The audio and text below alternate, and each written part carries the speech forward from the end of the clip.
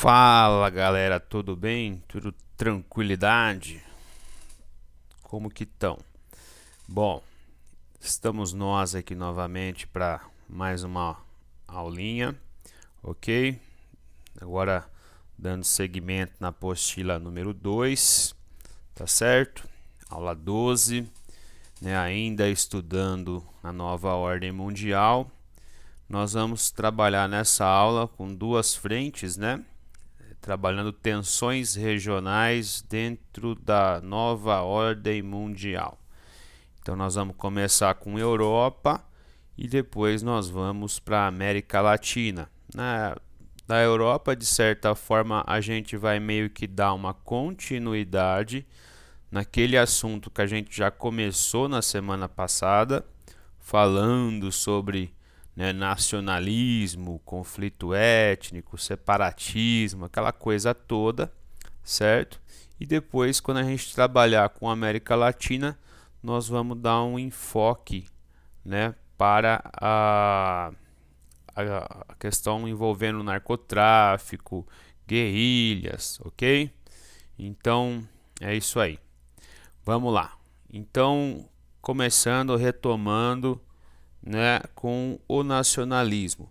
Então, na semana passada, a gente, na última parte, né, do primeiro assunto da apostila 2, a gente começou a falar, né, a respeito do nacionalismo, como que ele se manifesta. E aí a gente, né, citou que ele se manifesta pela xenofobia, né, que é aquela aversão, né, aos estrangeiros, né, a manifestação de ojeriza aos estrangeiros, né, da não vontade de viver em meio a eles, né, e também de movimentos separatistas, fora o fundamentalismo, né. No caso dos movimentos separatistas, são movimentos que reivindicam separar uma região, de certa forma, do país. Então, na Europa, nós temos muitos casos, né? Nós temos, cada país quase tem um ou mais focos de separatismos.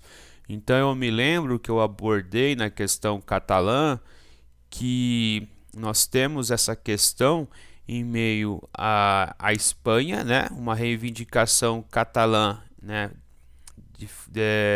Em meio a um cenário espanhol, mas a gente também não pode se esquecer de que a Espanha pertence à União Europeia. Então, o movimento separatista catalão, ele não tem só que lutar contra a Espanha, ele tem que lutar também contra a União Europeia, porque a União Europeia ela visa, né, a manutenção do território de todos os seus associados, das nações associadas na União, tá certo? Então, são empreendimentos um tanto quanto difíceis, né? Por mais que exista toda uma vontade meio que objetificada na nação, né? O que significa isso? Mesmo que boa parte da nação deseje, né, a separação. Então, isso tem acontecido desde o princípio dessa nova ordem mundial. Só que nos últimos anos nós vimos um aumento, né? Uma maximização dessas tensões. Então, é importante que vocês coloquem os fatos que têm agravado essa questão. Então, se pudéssemos elencar em um ano, né, para revelar isso, seria o ano de 2015, 2014, 2015 e 2016. Por quê? Porque aqui temos a questão da Síria, né, a guerra civil na Síria e a emergência do Estado Islâmico. Então, a guerra civil da Síria, ela produziu refugiados em massa. A emergência do Estado Islâmico produziu, né, refugiados em massa. Então, para onde que esses refugiados, né, foram?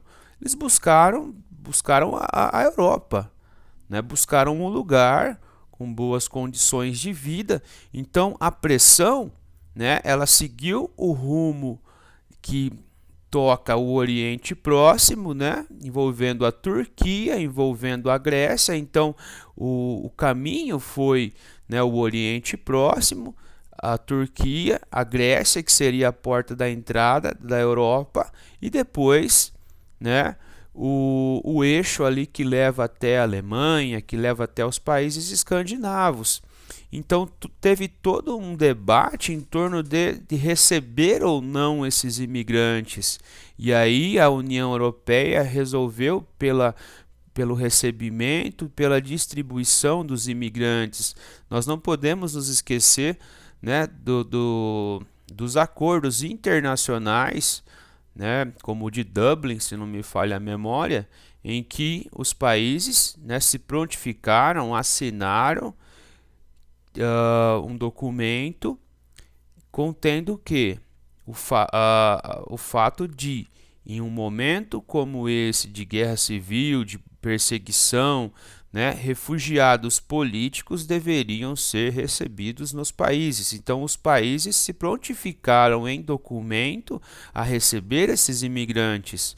Então, como a Alemanha é, de certa forma, né, uma liderança dentro da Europa, Merkel, né, meio que induziu as nações a receberem esses imigrantes. Então, só no ano de 2015, na Alemanha, 1 milhão de imigrantes entraram.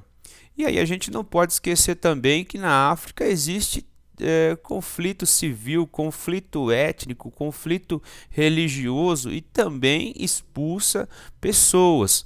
Só que aí o eixo é outro, né? O eixo é o da Itália, o eixo é o da Espanha, né? A entrada na Europa, né? África via as ilhas da Itália, né? E também aconteceram, né, muitos problemas envolvendo os refugiados. Me lembro de quando eu estava na Itália em 2015, em abril, foi quando aconteceu aquele barco que levava mais de 100 pessoas, ele afundou e, né, a maioria dos refugiados, dos migrantes aí morreram. Ok? Então esse ano de 2015 ele foi muito tenso e nós não podemos nos esquecer, né, dos atentados terroristas que aconteceram no final de 2015 na França, né?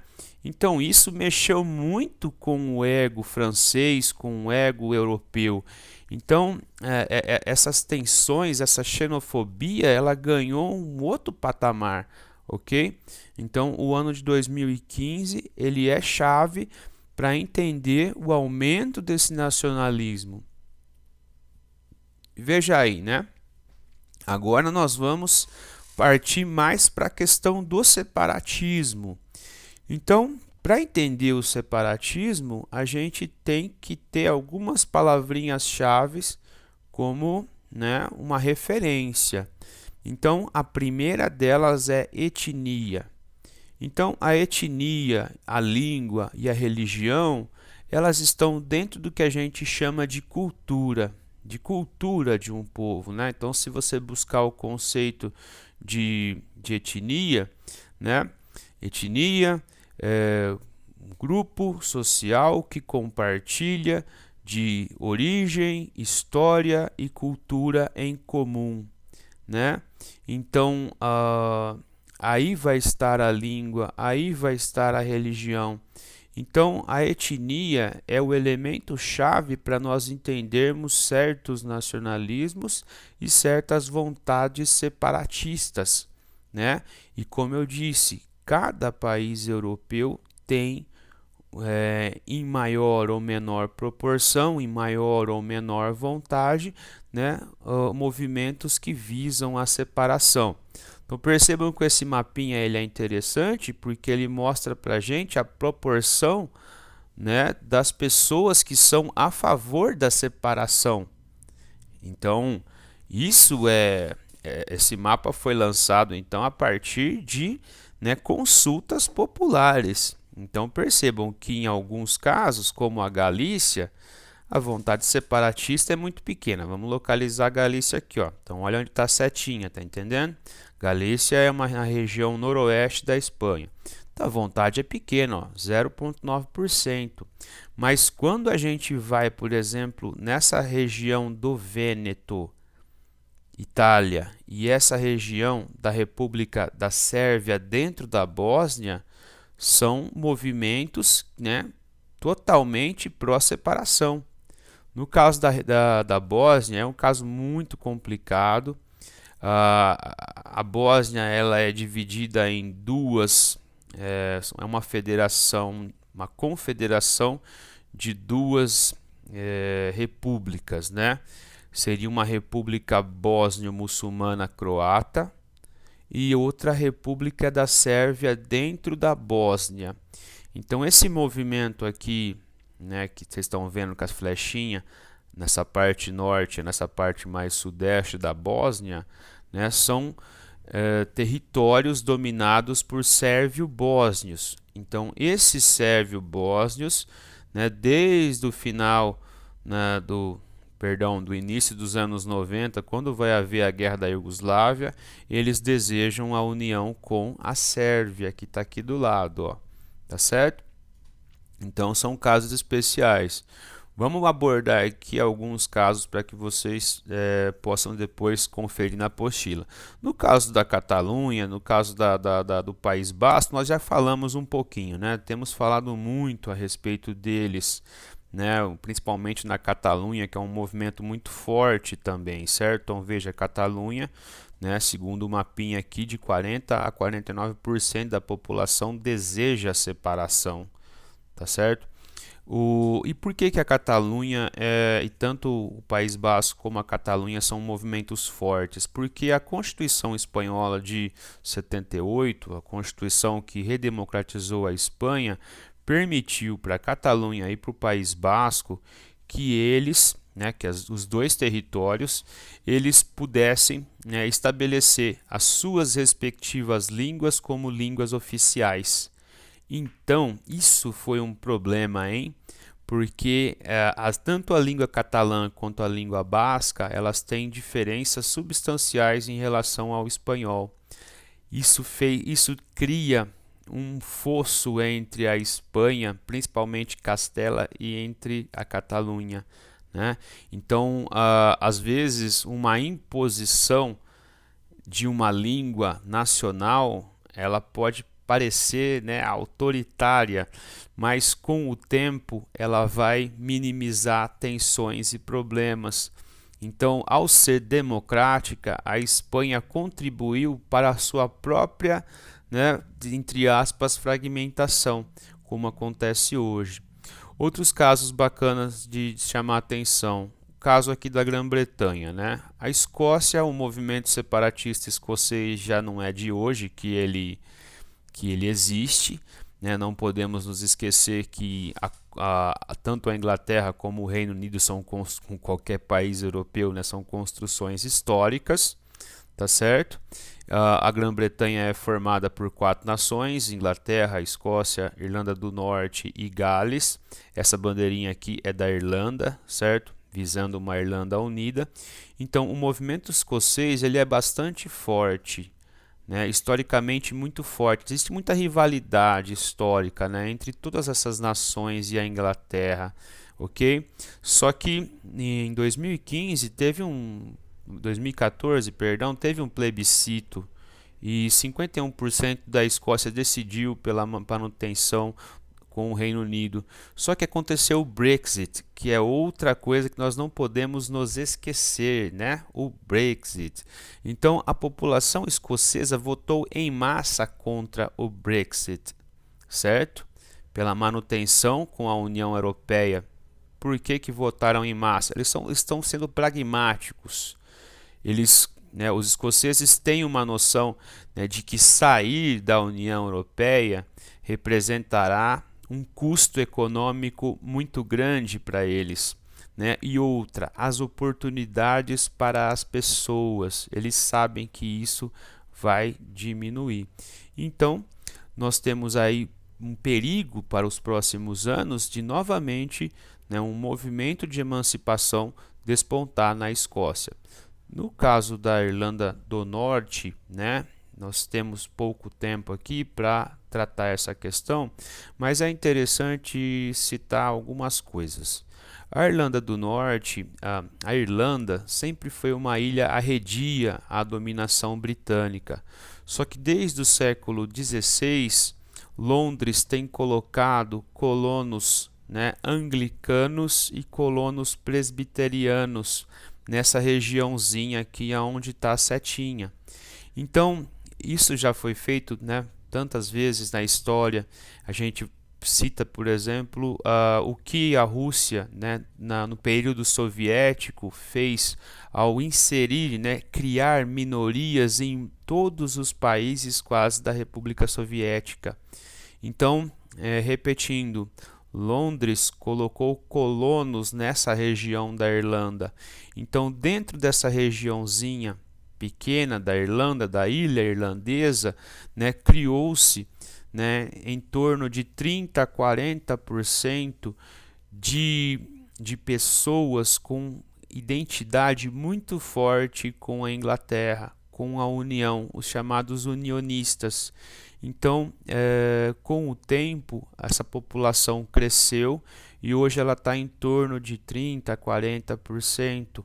Tá? Então, essa população representou um obstáculo para a unificação irlandesa. Então, o século XX, né, a Irlanda ela começa o seu processo de independência na década de 20 e acho que ela consegue posteriormente à Segunda Guerra o reconhecimento da sua independência.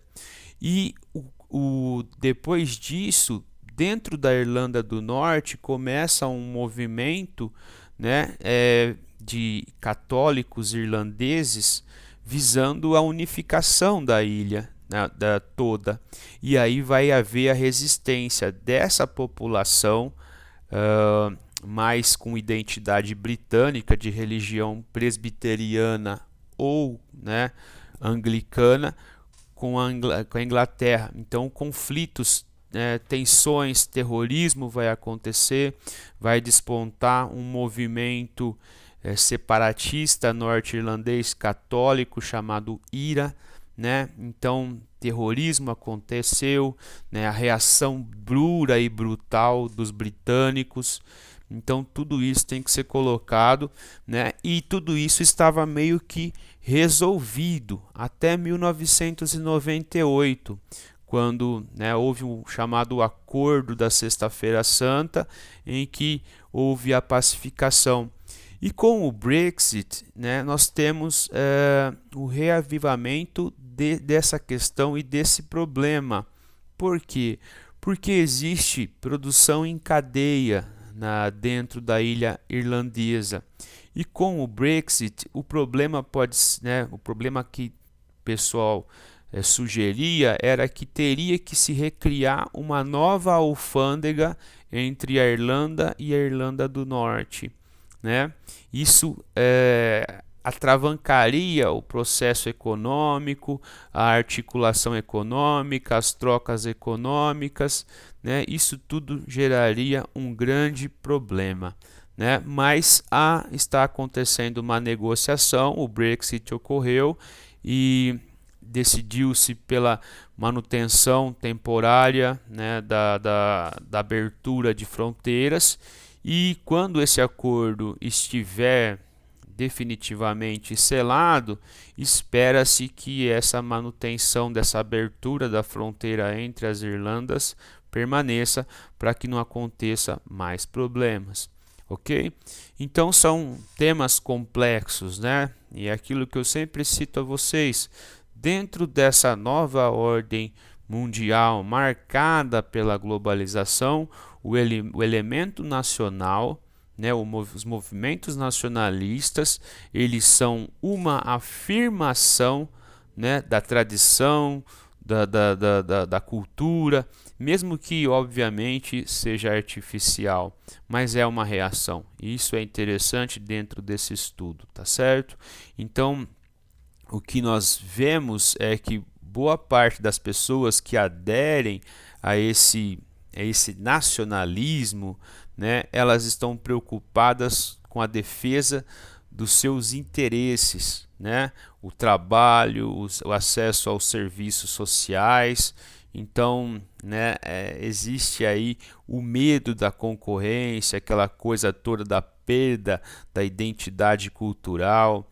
Não podemos nos esquecer que certos países, né, como a Itália, são países bem católicos, uma população, né, que tem uma tradição católica muito forte, ok? E existe uma flechinha aqui porque esse mapinha ele não mostra um movimento aqui na Bélgica, que a Bélgica ela é bilíngue também, né? De certa forma ela é bilíngue, ela tem o francês e uma língua que se aproxima com o holandês, né? Que é o flamenco. Então existe também um movimento da Valônia que visa a separação, né, dentro do país. Mas uma coisa bacana para a gente passar para o próximo assunto, pensando na União Europeia, né? A União Europeia nunca vai reconhecer, né, se um movimento desse se consolida como um país, como o catalão, que é o mais maduro, né, a União Europeia ela não vai reconhecer, porque ela vai abrir um precedente, tá certo?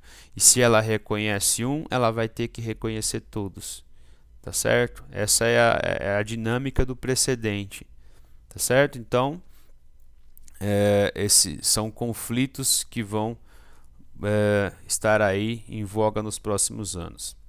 Tudo bem? Chegando com a América Latina, narcotráfico, guerrilhas e paraísos fiscais. Um tema bastante distinto, né, do nosso primeiro aí. Muito bem.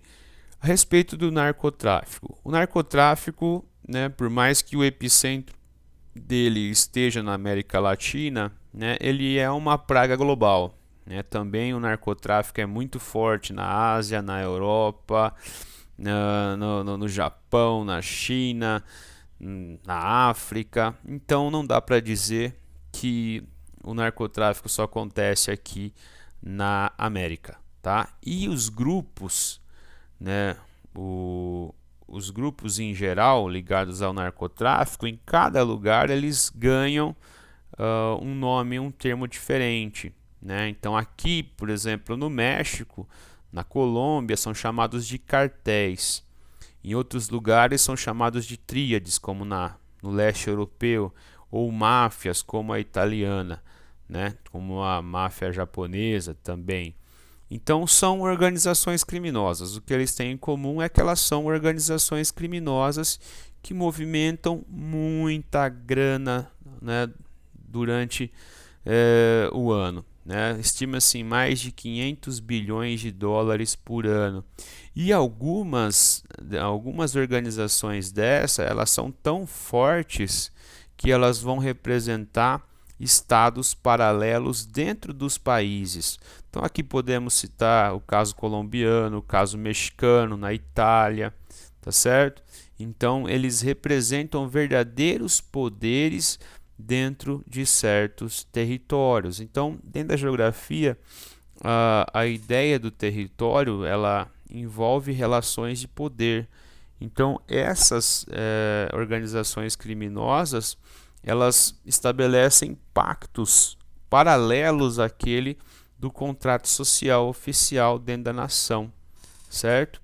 Então elas estão equipadas, né, fortemente equipadas, munidas, possuem pessoal especializado que atuam dentro, né, o pessoal que atua dentro do estado às vezes, trazendo informações de dentro do estado, usando serviços do estado. Então existe a corrupção, né, dos chamados fiscais, ou até mesmo políticos importantes vão estar, né, envolvidos, né, ilegalmente com essas organizações. O mapeamento, pensando na América Latina, né? Então a gente pode dividir isso entre aqueles que produzem a matéria-prima, né, aqueles que transformam, os distribuidores e destino final, que é o de consumo. Ok? Então a matéria-prima ela é produzida em 3 países principalmente, né? Colômbia, Peru e Bolívia. Aonde? Na selva amazônica, principalmente na selva amazônica. Ok?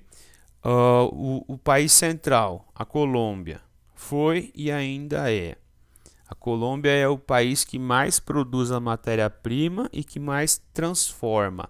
Só que hoje em dia, né, com de certa forma aí, com a anuência do governo colombiano, não existe mais uma guerra aberta igual existia antigamente. Existe meio que um acordo velado entre o governo colombiano.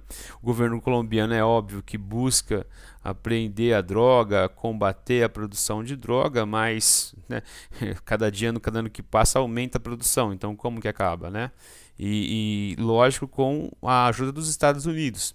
Então percebam que a atuação dos Estados Unidos foi e é muito forte na Colômbia, mas é impossível de erradicar, certo?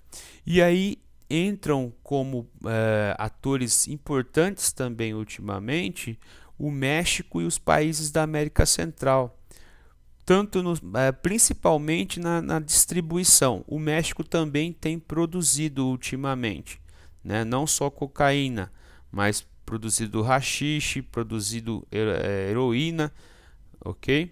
E outras drogas químicas aí. Então a América Central funciona como um corredor também, né? Para até chegar no principal primeiro ponto, que são os Estados Unidos da América. Pode ser também que a droga seja distribuída a partir desse corredor para países da Europa e para países da África, que depois, por sua vez, vão para lugares mais distantes, como a Ásia e a Oceania. Veja, né? O narcotráfico, lavagem de dinheiro e guerrilha. Então eu chamo a atenção, né, para as rotas, né? Aqui a produção de papoula, né? Da papoula se faz heroína. Alguns pontos vermelhos, certo? O que seriam esses pontos vermelhos? São lugares em que se faz lavagem de dinheiro. Aqui na Caimã, Bahamas, certo? Algumas ilhas do Caribe, elas funcionam como paraísos fiscais. Então, o Panamá, né? Existem bancos. Esses bancos eles recebem dinheiro, eles não pedem a procedência do dinheiro. Então você pode chegar lá com um rio de dinheiro, depositar, você vai pagar, é óbvio, o imposto para aquele estado, pela movimentação, só que o dinheiro está limpo. Ilhas Caimã, e percebam que Ilhas Caimã é RU. RU é Reino Unido, ok?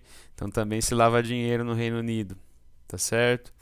Então isso é importante, porque o tráfico de drogas começa a tornar o seu negócio legal. E o que eles fazem? Eles começam a comprar outros tipos de negócios para dar uma cara de legalidade para suas personas, ok?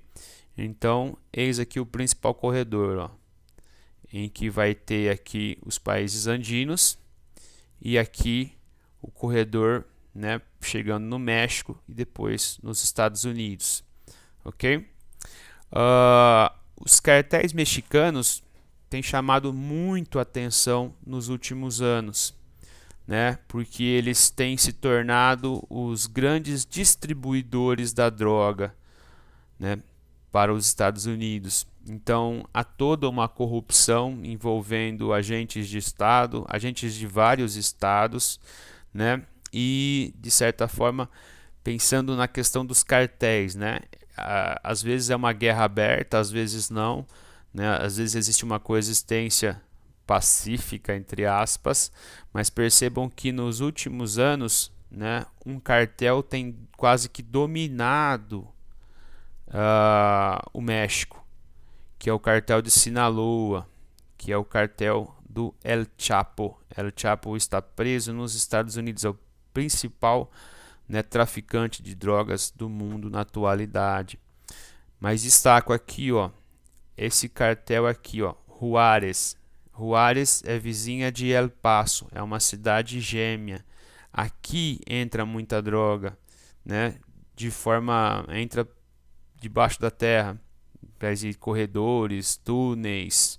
Então são pontos, ó, aqui Juárez, aqui, né, pensa na Califórnia, então que é o cartel de Tijuana. Então são regiões que são pontos de transição entre México e Estados Unidos de distribuição de droga, losetas, conhecidos pela sua violência. Todos são violentos, mas os losetas tiveram um treinamento especial, né, o cartel do Golfo. Então, é um tema interessante. Eles literalmente tocam o terror nessa região, porque é uma região menos povoada do México, tá certo? A região mais povoada do México é essa região aqui, ó. É esse miolo, onde está Guadalajara, a cidade do México. Aqui o Estado consegue atuar com mais força. Saindo daqui, né, entrando nessa região menos povoada, mais difícil. Então, os traficantes de drogas são verdadeiros estados paralelos, né, dentro dessa região. O narcotráfico mundial. Então veja que aqui é o ponto de saída. Estados Unidos, Europa, África, Nigéria é um ponto importante de droga. E aqui seria o eixo de produção de heroína da Ásia, principalmente no Afeganistão, né, nas montanhas afegãs. E aí depois a heroína vai para a Europa. Tranquilo? Para terminar, né, termino com as guerrilhas. Hoje as guerrilhas têm saído um pouco do foco da mídia, né?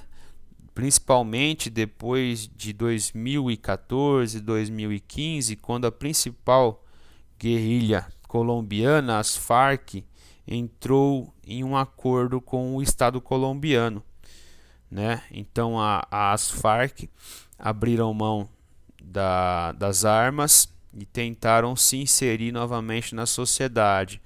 Mas por que as guerrilhas elas surgiram e ainda algumas são fortes? Muito por conta da desigualdade social, né? Então as duas principais guerrilhas da América Latina é a guerrilha zapatista, o Exército Zapatista de Libertação Nacional, que está no sul do México, e o Exército de Libertação Nacional da Colômbia, que ainda está ativo.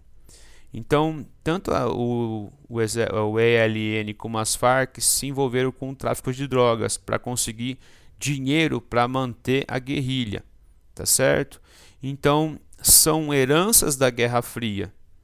Então, são movimentos, né, de pessoas que se tornaram movimentos armados, tentando, né, questionar e reverter uma ordem dentro de Colômbia e México, assim como o Brasil, países marcados pela desigualdade social.